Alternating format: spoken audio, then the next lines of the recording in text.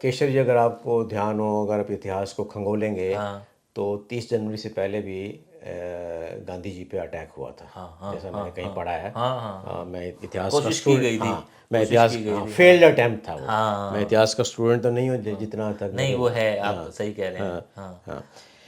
तो ये कहते हैं कि मैं कभी भी सावरकर जी के हाथ में उनका खिलौना नहीं था कि वो मुझे यूज़ करें, यूज़ अपने करें। ढंग से चलाएं। हाँ, अपने ढंग से चले। मैंने जो भी किया ये मेरी अपनी ही मंशा थी, अपना ही मेरा वो था। तो अब मैं, वो कहते हैं कि मैं अब थोड़ा सा और आपके लिए कुछ और लेकर आ रहा हूँ। गोडसे जी कहते हैं कि गांधी जी जो थे वो अपनी सभाओं में जो है हिंदू की गीता और मुसलमान की कुरान और बाइबल और इस तरह से विशेष धर्मों की जो है किताबें पढ़ते थे। मुझे इससे कतई कोई एतराज़ नहीं है, ऐसा ठीक है, गोडसे जी कहते हैं। सही है ना, ये क्योंकि हाँ कितना बिल्कुल, अच्छा बयान कितना है। अच्छा। और ये भी कहते हैं कि मैं खुद समझता हूँ कि विभिन्न धर्मों की किताबों की स्टडी करना ये अपने आप में एक बहुत बड़ी खूबी है, जो कि बिल्कुल। जो कि गांधी में थी। और लेकिन बात केवल यही है कि फिर दोबारा से मैं कहूँगा कि गांधी जी ने क्या किया कि फ्रंटियर प्रोविंस बनवा दिया, जैसे, नॉर्थ वेस्ट फ्रंटियर अच्छा, प्रोविंस अलग से। वो पहले कॉमन इलाका था, वो समझ गया। बनवा दिया। इन्होंने क्या किया कि बॉम्बे स्टेट हुआ करती थी हाँ अलग से। हाँ हाँ। सॉरी, बॉम्बे स्टेट एक स्टेट होती जिसमें सिंध भी उसका पार्ट था।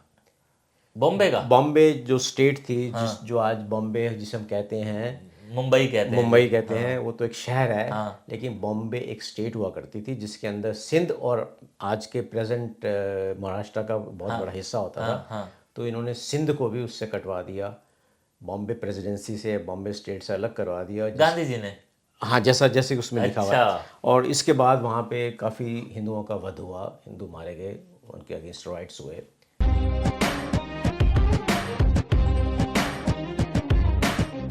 तो जनाब जी, मुझे लगता है आप लोगों को भी उतना ही इंतज़ार होगा जितना हमारे जानने वालों ने हमें व्हाट्सअप करके पूछा है कि वो वाला वीडियो कब आ रहा है। तो लीजिए, वो वीडियो आ चुका है जिसमें गांधी को मारने के बाद गोडसे ने जो अपने बयान दिए थे वो इस वाली किताब में है जो इनके पास है।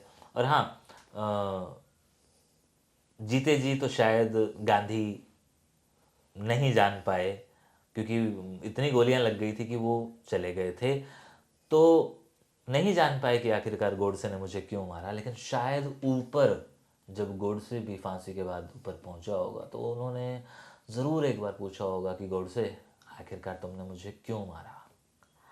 तो उसका जो भी बयान दिया होगा ऊपर उस एक अदालत में जिसे हमने नहीं देखा, हम एक इमेजिन कर रहे हैं उस चीज़ को, तो वो जो जवाब दिया था ना वो इस किताब में दर्ज है। जो आज हमें शुक्रगुजार होना चाहिए कि इसकी एक कॉपी इंडिया के एक शख्स के पास है और वो आज हमारे साथ बैठा है, रवि कक्कड़ जी। तो रवि जी, स्टार्ट कीजिए कि आखिरकार वो क्या कहते थे कि मैंने क्यों मारा। नमस्ते केशव जी, जी सत श्री बिल्कुल। अकाल, सलाम।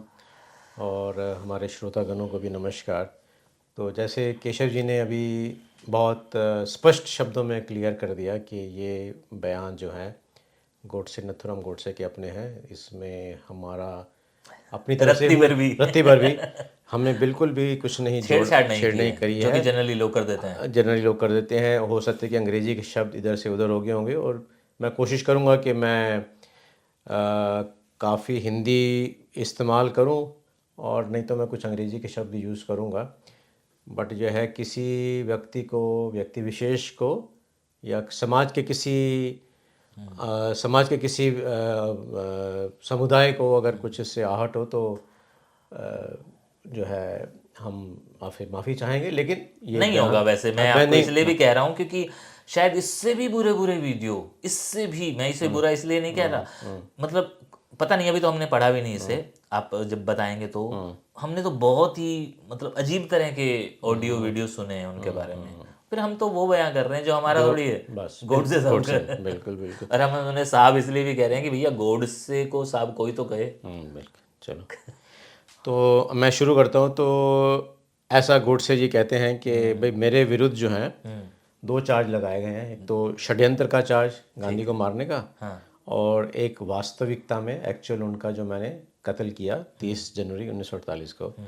तो मेरा जो है पॉइंट बाय पॉइंट, मतलब हर चीज़ को मैंने जो है एक पॉइंट उसका फिर मैंने डिस्क्राइब किया कि उसका रिबटल मैं दे रहा हूँ।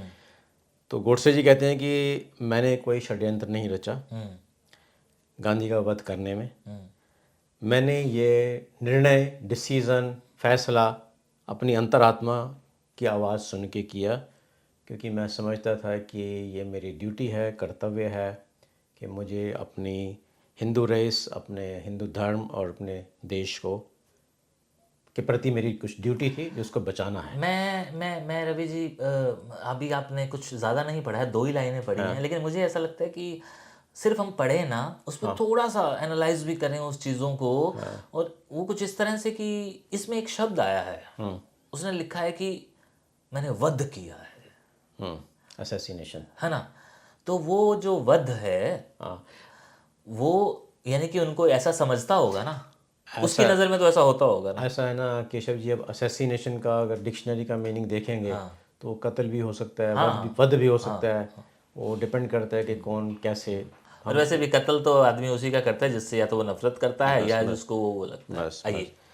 तो वो कहते हैं कि इस षड्यंत्र में इसमें किसी और का कोई हाथ नहीं था, ये मेरी अंतरात्मा की आवाज़ थी। और कुछ लोगों ने कहा भाई तुम्हें तो वीर सावरकर ने उकसाया होगा, तो कहते नहीं, मुझे किसी ने नहीं उकसाया। मेरी जो है अपनी खुद की सोच थी, मेरी अपनी अंतरात्मा ने मुझे झंझोड़ा कि भी जो गांधी जी कर रहे हैं वो ठीक नहीं कर रहे देश के साथ, तो मुझे जो है इसका कुछ उपचार, कुछ उपाय करना चाहिए। तो उसके बाद गोडसे जी कहते हैं कि मैं जो है एक बहुत ही हाई कास्ट डिवोशनल ब्राह्मण परिवार में, मराठी डिवोशनल परिवार में पैदा हुआ था। और मुझे ये सिखाया गया था कि पूरी मानव जाति ही एक है, जैसे कि अपना सनातन धर्म की संस्कृति वसुधैव कुटुंबकम। और मैं ये भी कहूँगा कि मेरे को वीर सावरकर ने ऐसा कभी नहीं कहा कि तू गांधी को भी मार, नेहरू को भी मार और सोहरावर्दी को भी मार। सोहरावर्दी वो शख्स हैं जिनका नाम कलकत्ता की किलिंग और नौखली की हिंदुओं की किलिंग के साथ जुड़ा हुआ है। तो उसके बाद वो कहते हैं कि मैं जो है समाज में जितने भी इज़म बने हुए हैं, अंग्रेजी में भाई हिंदुइज़म, सिखिज़म, ब्ला ब्ला ब्ला जो बने हुए हैं, मैं उसमें से किसी से भी नहीं जुड़ा हुआ, बल्कि मैं जो हूँ हिंदू हूँ, डिवोशनल ब्राह्मण हूँ, लेकिन मैं छुआछूत के बिल्कुल खिलाफ हूँ। और मैंने उसके लिए बड़ी सारे कार्यक्रम भी ऑर्गेनाइज करे थे। और वो कहते हैं कि मैंने सावरकर को और गांधी की जो राइटिंग्स हैं ओवर द लास्ट 25-30 ईयर्स में पढ़ता रहा हूँ, और उन्होंने मुझे बहुत, उससे मैं बड़ा मुतमईन हुआ हूँ, बड़ा इम्प्रेस हुआ हूँ।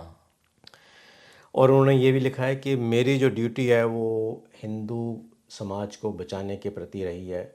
और मैं समझता हूँ कि पेशावर से लेके और गुवाहाटी तक और कश्मीर से लेके नीचे केप कुमारिन तक ये पूरा एक देश, हिंदुस्तान देश है।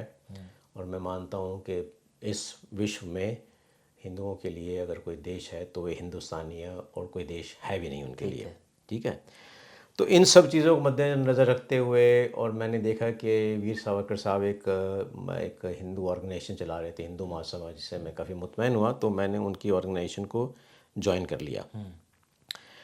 और देखने में ये आया कि अप्रैल 1937 में, क्योंकि आपको श्रोतागणों को पता होगा कि वीर सावरकर जी ने बहुत यातनाएं झेली अंग्रेज़ों के विरुद्ध। उन्होंने जो एक जंग शुरू करी हुई थी, तो वो 15 साल तो वो जो है अंडमान में रहे, काला पानी में जिसको बोलते हैं, और 12 साल वो डिटेंशन में रहे रत्नागिरी जेल में। ठीक है। और उसके बाद वो हिंदू महासभा के प्रेसिडेंट इलेक्ट हो गए, और उन्होंने हिंदू संगठन नाम की मूवमेंट शुरू करी हिंदू महासभा के परचम के नीचे। तो मैंने जो है अपना पूरा का पूरा समय और अपनी मानसिक शक्ति जो है उस मूवमेंट को दे दी, हिंदुत्व को रेज़ करने में, हिंदू महासभा को रेज़ करने में। तो वीर सावरकर जी का जो मकान जो है वो 2 मंजिली मकान था, और फर्स्ट फ्लोर पे वो रहते थे।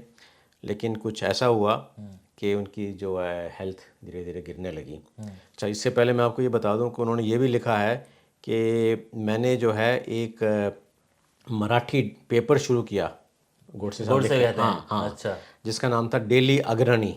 दिल्ली अग्रणी। ठीक है। और वो ये भी कहते हैं कि अगर हमारे श्रोतागण जानते होंगे कि निज़ाम जो हैदराबाद था वो भी हिंदुस्तान से अलहदा होना चाहता हाँ था। हाँ हाँ। तो हमारे गोडसे जी कहते हैं कि मैंने निज़ाम के विरुद्ध भी जो है बड़ा मोर्चा छेड़ा हुआ था। ठीक है। हाँ, ये भी पेपर के थ्रू।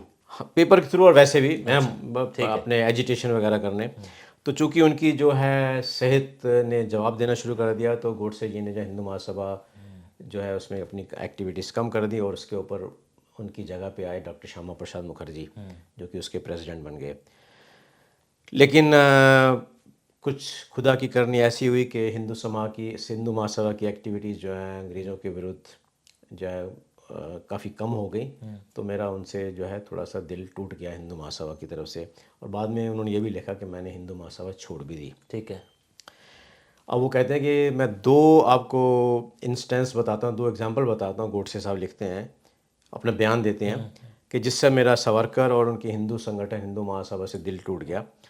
वो कहते हैं कि 1946 में जो है सोहरावर्दी, जैसे मैं पहले बता चुका हूँ, उसने हिंदुओं का एक श्रेआम खुलेआम कत्लेआम किया था नोआखली में, कलकत्ता में और कई और शहरों में। उस मौके पर गांधी ने सोहरावर्दी को क्रिटिसाइज़ करने के बजाय उसको शहीद का खिताब दे दिया था। अच्छा। तो उससे जो है इनको जो है काफ़ी ठेस लगी। और उन्होंने ये भी लिखा है, जैसे कि हमने पहले इंटरव्यू में बताया था, कि भंगी कॉलोनी में जाके वो गीता पढ़ते थे टेंपल में, लेकिन उनके पास इतनी हिम्मत नहीं थी कि मस्जिद में जाके वो गीता पढ़ सके। मैं एक चीज़ पूछना चाहूँगा, क्या इसमें ये भी मेंशन है कि ये किस दिन की बयानबाजी है? ये इस किताब में नहीं मेंशन है, लेकिन ऑब्वियसली 30 जनवरी 48 को मारा है, तो उसके बाद ही हुई होगी। हाँ और ये भी है कि ये केस शायद 1-2 साल चला था। जी। तो मुझे डेट नहीं, किस डेट को उनको फांसी हुई तो थी। अगर हम इसका एक सीन, एक इमेजिन करें, एक चित्र अगर खींचें दिमाग में, कितने लोग रहे होंगे जब ये जनाब बयान दे रहे थे और इस बयान को कोई व्यक्ति टाइप कर रहा था, और कितने लोग इसको सुन रहे होंगे?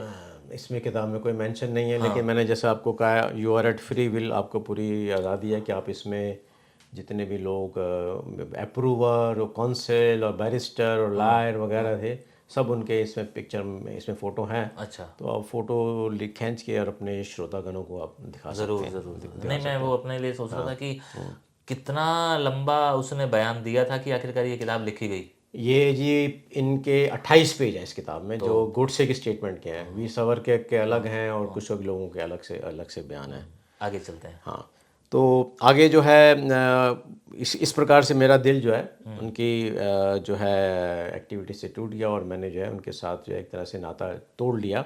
लेकिन जो समाज सेवा वीर सावरकर ने दी है समाज को, और जो उन्होंने देश प्रेम के लिए यातनाएं सहन करी हैं, मेरा उनके प्रति प्यार, प्रेम, सहानुभूति, इज़्ज़त कभी कम नहीं हुई। इस वजह से कि भी मैं उनसे टूट गया हूँ, तो मेरी उनके लिए इज़्ज़त कम हो जाए, ऐसा कभी नहीं हुआ। और ये उस दौर की बात है जब वीर सावरकर की एक अच्छी खासी उम्र हो चुकी थी, वो बुढ़ापे की तरफ बढ़ रहे थे। जी हाँ, वीर सावरकर, बिल्कुल बिल्कुल बिल्कुल। क्योंकि कहीं अगर हम वीर सावरकर का वो वाला वक्त याद करें जब वो मदन लाल ढींगड़ा के साथ भी थे, बिल्कुल लंदन में, बिल्कुल तब और आज 48, यानी कि अगर हम बात करें 1909 और 25 को उनको फांसी हुई थी, ठीक है, तो इतने वर्ष भी वो बिल्कुल। ओके, अभी कुछ क्लियर हो रहा है।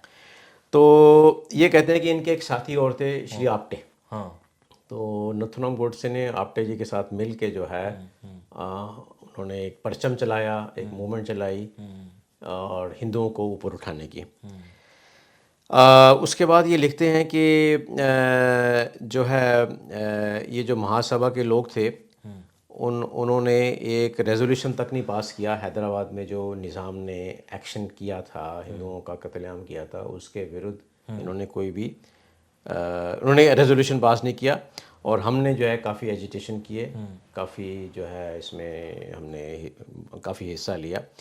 और मैं ये समझता हूँ, गोडसे जी कहते हैं कि मैं उस चीज़ का हिस्सा नहीं बनना चाहता था कि जिस चीज़ के ऊपर भारत का विभाजन हुआ है। मसलन कि वीर सावरकर जी ने तिरंगे झंडे को अपना नेशनल फ्लैग माना, लेकिन मैंने कहा अगर मैं उस तिरंगे झंडे को मानूंगा तो मैं ऐसा माना जाएगा कि मैं भारत के विभाजन को स्वीकार कर रहा हूँ, तो मैंने इसलिए उस झंडे को स्वीकार नहीं किया। ये ऐसा इस किताब में लिखते हैं। तो वो कहते हैं कि मैंने धीरे धीरे हिंदू महासभा को अपने डेली अग्रणी में, और दूसरा भी अखबार चलाते उसमें धीरे धीरे उनको मैंने क्रिटिसाइज़ करना शुरू कर दिया। और मैं सोचता था कि भारत को एक हिंदू राष्ट्र बनना चाहिए। और जैसे कि मैंने कहा कि उन्होंने कहा कि गोडसे जी का वीर सावरकर जी के लिए कभी भी इज्जत कम नहीं हुई ना, बिल्कुल कम नहीं हुई। तो उसके बाद वो कहते हैं कि what did I do then with Gandhi. तो इसके बाद जब मेरा दिल चूक गया सावरकर जी से, तो मैंने गांधी के साथ क्या किया। वो कहता है कि मैंने पीसफुल और पावरफुल डिमॉन्स्ट्रेशन ऑर्गेनाइज किए। मैं उनकी मीटिंगों में घुस जाता था और वहाँ कन्फ्यूजन क्रिएट करता था, ठीक है, ताकि डिसऑर्डर क्रिएट हो जाए। ठीक है। और क्योंकि उनकी मीटिंगों में एंटी हिंदू प्रोपेगेंडा चलता था। गांधी जी की उन मीटिंगों में एंटी हिंदू प्रोपेगेंडा चलता था, तो मैं उसके अंदर कन्फ्यूजन क्रिएट करता था। और दूसरा, वो लिखते हैं गोडसे जी, बयान करते हैं कि मैंने मनी, आर्म्स और एमुनिशन, मैंने पैसा इकट्ठा कर शुरू किया, मैंने हथियार इकट्ठे शुरू किए कि जो हैदराबाद के अंदर जो मुहिम चल रही थी निज़ाम के अगेंस्ट, उसको तूल देने के लिए, ताकि उसके अगेंस्ट कुछ काम किया जा सके। और ये सब मैंने बिल्कुल एक स्ट्रिक्टेस्ट डिसिप्लिन और सीक्रेसी के हिसाब से किया। बिल्कुल डिसिप्लिन था इसमें, सीक्रेसी थी। हमने किसी की राय नहीं ली, किसी को कॉन्फिडेंस में नहीं लिया, केवल हम ही कुछ लोग थे, और इसमें वीर सावरकर जी का कोई रोल नहीं था। मैंने नहीं पढ़ा है इससे पहले इनके बारे में ज़्यादा, गोडसे के बारे में कि कौन था, क्या था। लेकिन अभी अभी इसने कहा है कि मैं उनके लेक्चर में या उनके स्पीचेस में घुस जाता था बाहर, मतलब कन्फ्यूजन क्रिएट। तो ये आदमी तो लोगों की नज़रों में आ चुका होगा एक तरह से, लोगों को पता होगा ना कि ये कौन है, ये बार बार दिखता है। तो जब 48 में वो व्यक्ति वहां पे पहुंचा था, तो किसी को अंदेशा नहीं हुआ था, एक जनरल कॉमन मैन की तरह कि पहले भी आता था, अभी भी वैसे ही आया होगा, है ना? और केशर जी, अगर आपको ध्यान हो, अगर आप इतिहास को खंगोलेंगे, तो 30 जनवरी से पहले भी गांधी जी पे अटैक हुआ था। जैसा मैंने कहीं पढ़ा है। मैं इतिहास का कोशिश की गई थी, मैं इतिहास फेल्ड अटेम्प्ट था वो। मैं इतिहास का स्टूडेंट तो नहीं हूँ जितना तक नहीं वो है, आप सही कह रहे हैं। हाँ। तो ये कहते हैं कि मैं कभी भी सावरकर जी के हाथ में उनका खिलौना नहीं था कि वो मुझे यूज़ करें, अपने ढंग से चलाएं। हाँ, अपने ढंग से चलाएं। मैंने जो भी किया ये मेरी अपनी ही मंशा थी, अपना ही मेरा वो था। तो अब मैं, वो कहते हैं कि मैं अब थोड़ा सा और आपके लिए कुछ और लेकर आ रहा हूँ। गोडसे जी कहते हैं कि गांधी जी जो थे वो अपनी सभाओं में जो है हिंदू की गीता और मुसलमान की कुरान और बाइबल और इस तरह से विशेष धर्मों की जो है किताबें पढ़ते थे। मुझे इससे कतई कोई एतराज़ नहीं है, ऐसा गोडसे जी कहते हैं। सही है ना, ये कितना बिल्कुल अच्छा बयान है। कितना अच्छा। और ये भी कहते हैं कि मैं खुद समझता हूँ कि विभिन्न धर्मों की किताबों की स्टडी करना ये अपने आप में एक बहुत बड़ी खूबी है, जो कि गांधी में थी। और लेकिन बात केवल यही है कि फिर दोबारा से मैं कहूँगा कि गांधी जी ने क्या किया कि फ्रंटियर प्रोविंस बनवा दिया, जैसे नॉर्थ वेस्ट फ्रंटियर प्रोविंस अलग से। वो पहले कॉमन इलाका था, वो बनवा दिया। इन्होंने क्या किया कि बॉम्बे स्टेट हुआ करती थी अलग से। सॉरी, बॉम्बे स्टेट एक स्टेट होती जिसमें सिंध भी उसका पार्ट था। बॉम्बे जो स्टेट थी, जो आज बॉम्बे जिसे हम कहते हैं, मुंबई कहते हैं, वो तो एक शहर है। लेकिन बॉम्बे एक स्टेट हुआ करती थी जिसके अंदर सिंध और आज के प्रेजेंट महाराष्ट्र का बहुत बड़ा हिस्सा होता था। तो इन्होंने सिंध को भी उससे कटवा दिया, बॉम्बे प्रेसिडेंसी से, बॉम्बे स्टेट से अलग करवा दिया गांधी जी ने। हाँ, जैसे उसमें लिखा हुआ है। और इसके बाद वहाँ पे काफ़ी हिंदुओं का वध हुआ, हिंदू मारे गए, उनके अगेंस्ट राइट्स हुए सिंध के अंदर। तो इसके बाद उनकी काफ़ी बड़ा बयान है जिसके लिए वो लिखते हैं कि गांधी जी ने ऐसा क्यों किया। गांधी जी जो थे 1914 से पहले वो साउथ अफ्रीका में रहते थे। बिल्कुल, सभी जानते हैं। साउथ अफ्रीका में जो वाइट थे, गोरों का राज था, वहाँ पे हिंदू, मुसलमान, सिख, पारसी, ईसाई, उनको केवल बेसिक राइट्स चाहिए थे गोरों के विरुद्ध, अंग्रेज़ों के विरुद्ध। तो उसके लिए वो वहाँ लड़ाई लड़ रहे थे। और गांधी जी उनके चैम्पियन बन के उभरे और सभी ने उनका इक्वली रिस्पेक्ट करी। कि कोई तो आया। और लेकिन उसके बाद होता क्या है कि गांधी जी यहाँ पहुँचते हैं यहाँ पहुँचने पे क्या होता है कि वो इसी इम्प्रेशन में थे कि जैसे मैं वहाँ लोगों की नुमाइंदगी करता था, यहाँ भी मैं उसी तरह करूँगा और सफलता मिलेगी, लेकिन ऐसा नहीं हुआ था। ऐसा नहीं हुआ। क्योंकि यहाँ पे मुसलमानों की एक अलग मूवमेंट चल रही थी और हिंदू अलग से चल रहे थे, और हिंदू मुस्लिम यूनिटी नाम की चीज़ जो है वो नहीं थी। लेकिन गांधी जी का एक सपना था, क्योंकि ये तो उसको फैंटेसी बताते हैं कि जी ड्रीम टाइप की चीज़ थी जो कि कामयाब नहीं हो सकी। उसके चक्कर में जो है गोडसे जी लिखते हैं कि सारा ये प्रकरण हुआ जिसके हमारे देश का विभाजन हुआ, सेपरेट इलेक्टोरेट बना, मुसलमानों की अपने इलेक्टोरेट थे, उनकी अपनी कॉन्स्टिट्यूंसीज थी। तो भारत का विभाजन जो है 1947 में नहीं हुआ, उसका विभाजन तो काफ़ी साल पहले से ही स्टार्ट हो चुका था। यस। तो ये ऐसा इसमें लिखते हैं। अच्छा, फिर ये बयां करते हैं कि जो हिंदुस्तान है इसकी जो सभ्यता है वो हिंदू धर्म, हिंदू संस्कृति पे बेस्ड है, क्योंकि हिंदू यहाँ पे न्यूमेरिकल मेजॉरिटी में है। उसके बाद जो सेकंड कॉम जो नंबर में थी वो मुसलमान थे, और मुसलमान जो है इस देश में करीब करीब 10वीं शताब्दी से आया हुआ था। और जैसे ही ब्रिटिश आए यहाँ पे, तो हिंदू और मुसलमानों ने रियलाइज़ करा कि दोनों को, उन्होंने महसूस किया कि दोनों को यहाँ रहना है। लेकिन मुसलमानों को ये समझ आ गई कि अब वो उनकी बादशाहत जो अकबर या शाहजहाँ या बहादुर शाह जफ़र तक थी वो अब नहीं चल पाएगी। ठीक है। लेकिन उनको ये भी था कि हम हिंदुओं के नीचे एज ए स्लेव नहीं रह सकते, ये उनकी मंशा थी। दैट्स व्हाट ये जो अपने गोडसे जी लिखते हैं। और वो ऐसा क्यों हुआ कि मुसलमान का जो एम्पायर था वो क्यों गिरा? क्योंकि लोकल लेवल पे राजपूत आ चुके थे, मराठा आ चुके थे, सिख आ चुके थे, जिससे जो है मुग़ल सल्तनत वीक हो चुकी थी। राइट। ठीक है जी। और ब्रिटिशर जो थे वो दोनों हिंदू और मुसलमानों के लिए ज़्यादा पावरफुल साबित हुए, और उन्होंने प्रशासन भी अच्छे तरीके से संभाला। जैसा कि उन्होंने लिखा है, उन लोगों की जान माल की एक एश्योरेंस दी कि भी तुम्हारी जान की भी हम रक्षा करेंगे, माल की भी रक्षा और वो करेंगे। करते भी थे। और करते भी थे। वो तो आज तक आज तक लोग मानते भी हैं, वो करते भी थे। रूल ऑफ लॉ मानते थे, रूल ऑफ लॉ चलता था। तो इस वजह से उनकी जो धाक थी ब्रिटिशर्स की वो हिंदू और मुसलमानों में इक्वली थी। लेकिन हिंदू और मुसलमान एक तरह से डिवाइडेड थे बिल्कुल। और वो लिखते हैं कि जो डिफरेंसेस थे हिंदू और मुसलमानों में, ऐसा नहीं था कि वो केवल ब्रिटिशर्स ने आके उनको डिवाइड एंड रूल किया। उनके डिफरेंसेस पहले भी एग्जिस्ट करते थे, ब्रिटिशर्स के आने के पहले भी एग्जिस्ट करते थे। लेकिन ब्रिटिशर्स ने उसको बड़ी चतुराई से इस्तेमाल किया ताकि दोनों धर्म आप उनमें एक पार्ट बनी रहे और उनका राज्य चलता रहे। ठीक है। तो इसके बाद मैं आऊँगा आपके पास। मैं थोड़ा समय नहीं, आप कर लीजिए। और मैं चाहता हूँ कि हम इस वाले वीडियो को यहीं विराम दें। मुझे लगता है कि ये वाला एक वीडियो यहीं हमें छोड़ना चाहिए, क्योंकि आगे बहुत सारे आने वाले हैं इसी किताब के साथ जुड़े हुए।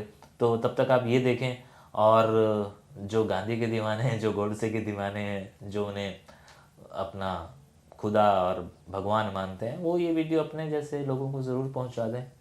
और अगले वीडियो का आप इंतज़ार करें। हम यहीं बैठे हैं। Thank you.